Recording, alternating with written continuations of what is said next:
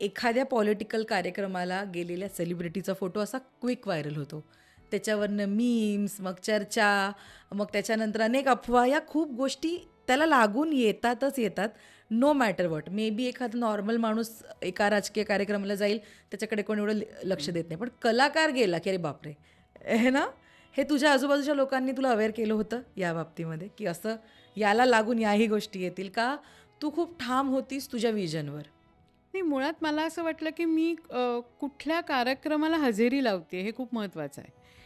आणि माझं कॉन्ट्रिब्युशन काय आहे, की कुठेतरी एखादा सांस्कृतिक कार्यक्रम होतोय आणि तिथे नटून-थटून अ, अ, अभिनेत्री जशा जातात तशी मी कुठेच गेले नाही आजपर्यंत. किंवा अजितदादांनीही कुठे-कुठे जिथे जनसंपर्क जास्त आहे अशा ठिकाणी मला नेलं नाही. त्यांना माहिती आहे, की मी आधीच सांगितलं होतं, की मी ह्याच्यात रमणारी मुलगी नाही आहे. मला भाषण देता येत नाही मुळात. मला खूप जनसमुदाय असेल तर मला व्यक्त होता येत नाही.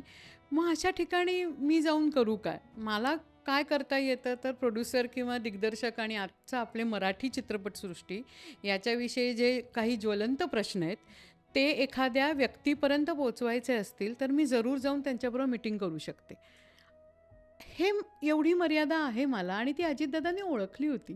त्यांनी कुठेही मला राष्ट्रवादीच्या त्यांच्या कुठल्याही कार्यक्रमात इन्क्लूड केलं नाही. उलट मी जे प्रश्न घेऊन त्यांच्यापर्यंत जात होते, त्या प्रश्नांना त्यांनी व्यवस्थित मार्ग मोकळे करून दिले. आम्हाला त्याचं सोल्युशन दिलं. हे सगळ्यात मोठी गोष्ट आहे ही. तुझा छान बॉन्ड होता त्यांच्याबरोबर. कारण हो. जेव्हा अजितदादा गेले, आपण बघितलं अख्खा महाराष्ट्र हळहळला होता.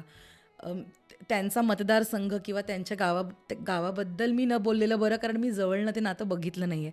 पण जे काही बातम्यांमध्ये सोशल मीडियावर बघितलं, कळत होतं प्रत्येकाला केवढं दुःख झालं आहे त्या इतक्या दुर्दैवी घटनेचं, राईट?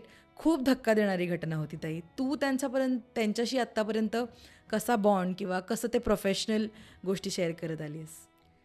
मी सांगू खूप कमी राजकारणी आता आपल्याकडे उरलेत, जे खरे आपण म्हणतो ना मातीतला माणूस असा आहे.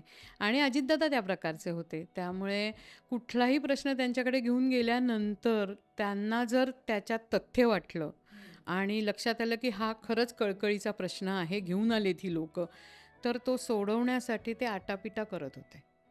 की हे घडलंच पाहिजे, हे झालंच पाहिजे. नाही ह्यांना बोलवा, मग ते नाही आहे तर त्यांच्या पीएला बोलवा, आमच्याबरोबर मीटिंग्स घेणं. आणि ना मला गंमत अशी वाटायची की त्यांच्या आता 2-3 जवळून बघितल्यामुळे त्यांच्या 2-3 मीटिंग्सला प्रचंड गर्दी, वेगवेगळे प्रश्न घेऊन लोकं त्यांच्याकडे यायचे आणि अचूक नाव घेऊन ते बोलायचे. "काय रे गोपाळ, तुझा तो विहिरीवरचा प्रश्न आहे, तो सुटला का तुझा?"